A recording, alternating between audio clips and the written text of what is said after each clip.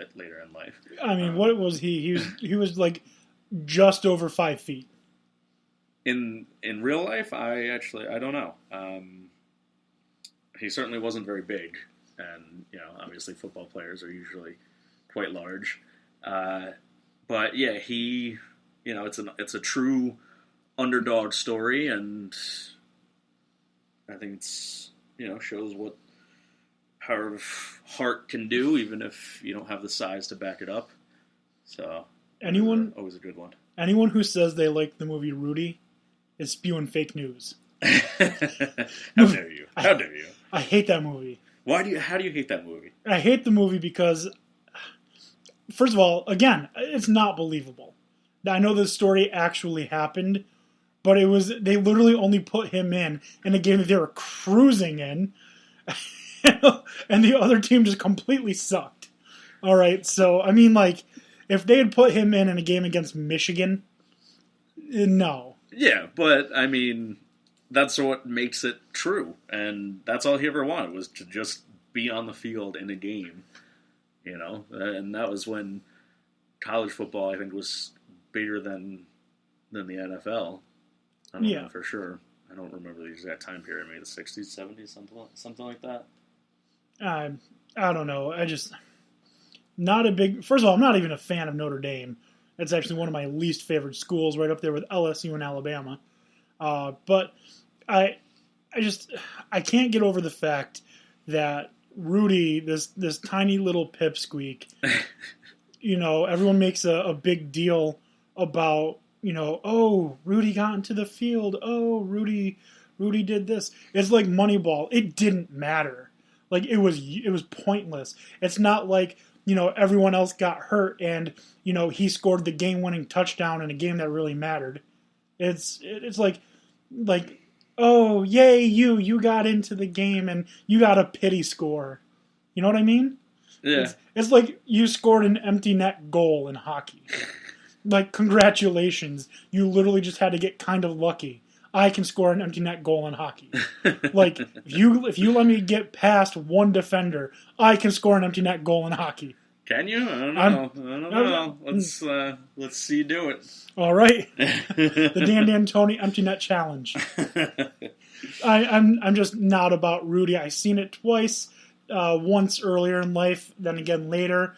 Actually, freshman year in college, one of my suite mates loved it. We watched it, still hated it. Well, I think you just have terrible taste, and that's your fault. So it's probably the truth. Everyone's like, "How does he hate Rudy? How does he hate Rudy? Rudy's a good movie." Yeah, we probably just lost like half our listeners because of your hatred for Rudy. So well, you like Rudy, so I mean, I personally lost fans. Dan D'Antoni still has them. Okay, perfect. The balance is still in the force. All right, Tony has for his number 2. Remember the Titans. That's actually my number 1. It is Remember the Titans. That's correct. Oh, you shouldn't have said that. Oh, whatever. Starring Denzel Washington. No point rehashing it once we talk about it. So as Coach Boone, it's got Will Patton. Pretty much launched the career of 3 really good actors. Ethan Suplee, who's played what's his name? In My Name Is Earl, Randy. Right. Earl's brother. He played in American History X. Very good actor, very underrated. Donald Faison, who's probably most well known as Turk from Scrubs. Yes, love that show. Ryan Gosling. Actually, my girlfriend and her mom know Donald personally. Her mom went to high school with him. So, quick little shout out to Donald. So, if I tweet that we talked about him and that I know your girlfriend, do you think that'll get anything? Maybe. It might be better if you say her mom's name. What if we have her tweet at him? Maybe. It's worth a shot. Maybe we can get him onto the broadcast. Right. That would work. That'd be nice. Was Ryan Gosling big before this movie? No. Was this one of the? This was baby Ryan Gosling. And even baby or Hayden Panettiere, she was an actual she child. Doesn't matter. Yeah, but she's still relatively famous. I think she's still in some network show. Was she in Heroes? Was that her? She was in Heroes, yeah. I get them mixed up. They're the same person. Brittany Snow and Hayden Panettiere. Oh. There's just one has a more difficult name, Brittany Snow. Yeah. Yeah, definitely harder than Panettiere or whatever the hell. But this is the true story of a newly appointed African American coach and his high school team on their first season as a as a racially integrated unit. That is like we talked earlier about one of the movies being like very mild description. This is even more mild. Yeah. This movie definitely has, highlights racism in the South in the civil rights era. This is very early '70s, but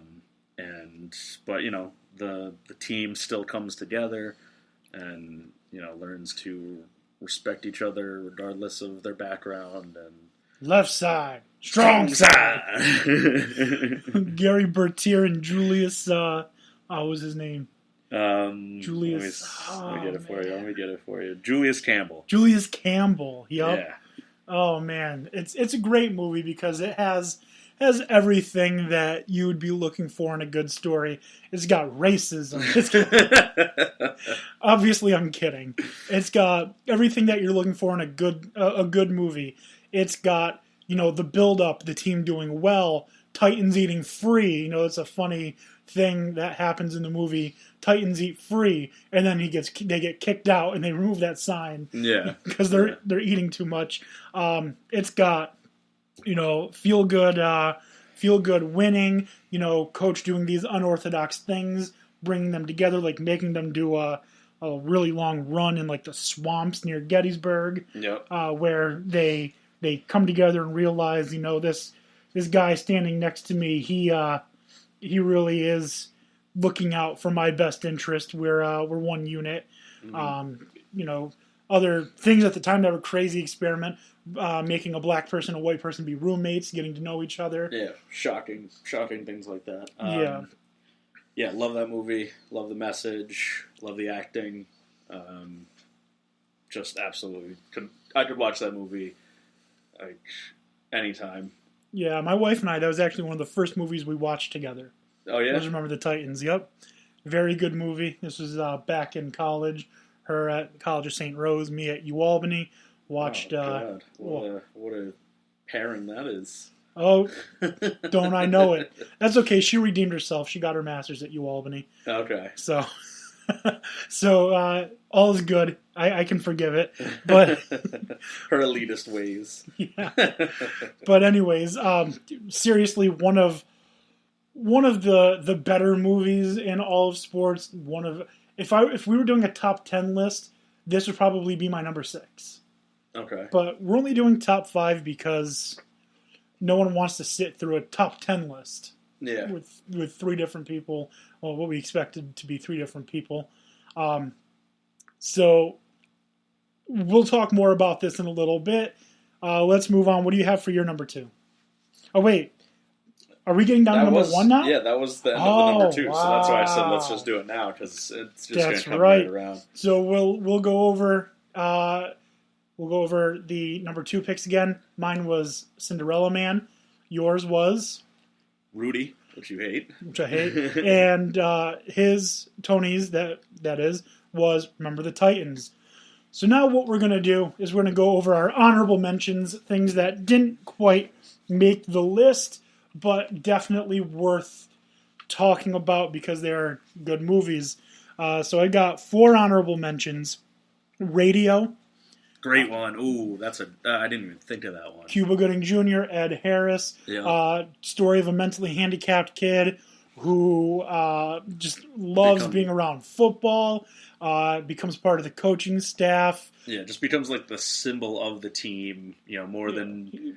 Kind of like a mascot, but more respected. Yeah, and just loved by the town, even though, not embraced at first, but then, everyone kind of gets behind him. And I don't know if he still is, but he was one of the most winningest high school football coaches.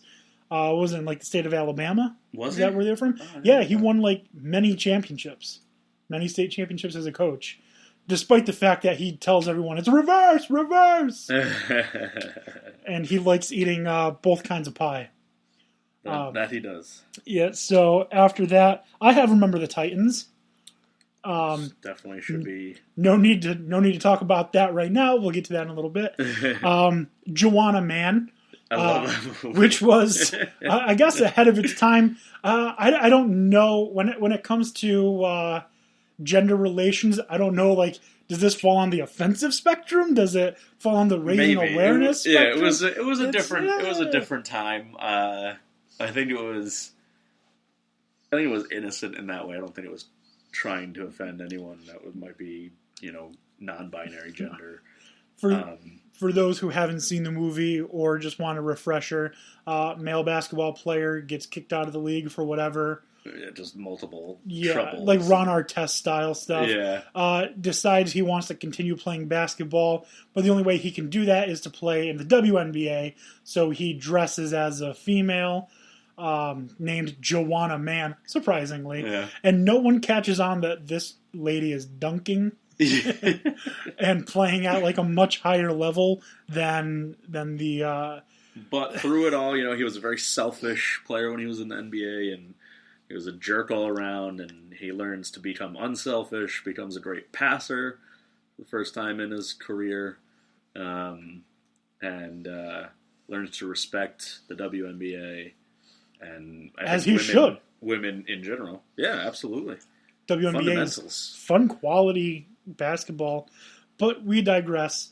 You mentioned my fourth honorable mention, The Karate Kid. It's a good one. It's a worthy honorable mention. I don't think it should be top 5. Ralph Macchio, the spunky little hero. Oh, I thought you meant the new one. No. I'm talking about the original, man. The original is definitely Daniel's son. I think I only like it because my name's Daniel. Yeah. I think just having the name. Did your parents call you Daniel's son because of that movie? I think a bunch of people did. Yeah. That's. Anytime it came back up into popularity, because the first one came out before we were born, didn't it? Was it the 80s? If not, it was really early 90s. I didn't look up the blurbs or much information about the honorable mentions. Yeah. But yeah, great movie. Mr. Miyagi is just a boss, and remember not to sweep the leg, Johnny.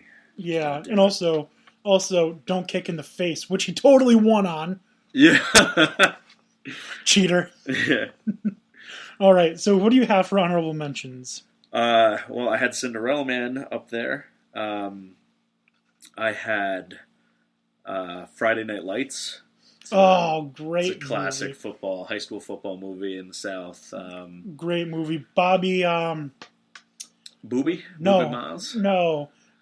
What's his name? The actor. Oh, goodness. He dated Angelina Jolie. Yeah. He was in a lot of really good stuff. What is his name? What's his name? What is? Oh goodness, this is killing me. I don't know. This is killing me. I don't remember very many actors' names. I'm not good at that sort of thing. But I'm gonna have to look it up because it's just like if in my town high school football was huge, so this one was kind of close to home. Shout out to Monroe Woodbury. And just everything that goes on with a high school football team and trying to win it all. Also, a little bit of racism involved there as well. It's a Billy Bob Thornton is. Oh, name. Billy Bob, yeah, Billy Bob, not Bobby. Yeah. Billy Bob Thornton. A little bit of racism set, I believe, in the early '80s in Odessa, Permian, Texas, whatever it is. Yep. Very inaccurate retelling of what actually happened. Like, I'm pretty sure Mike Winchell went to Kansas State, not Kansas Wesleyan. Booby Miles ended up going to a Division I school as well, I'm pretty sure. And they didn't. I think so. They didn't lose to Dallas Carter in the state championship. They lost in like the second round of the playoffs. So, I mean, I know you got to make things more dramatic. Yeah. But if you're going to hype it up. Yeah, if you're going to give a retelling of a true story, at least have it be more factual to where someone, if they really look it up, can call you out on it. but it's just a quick Google search. That's all you need to do to find the what's it called? The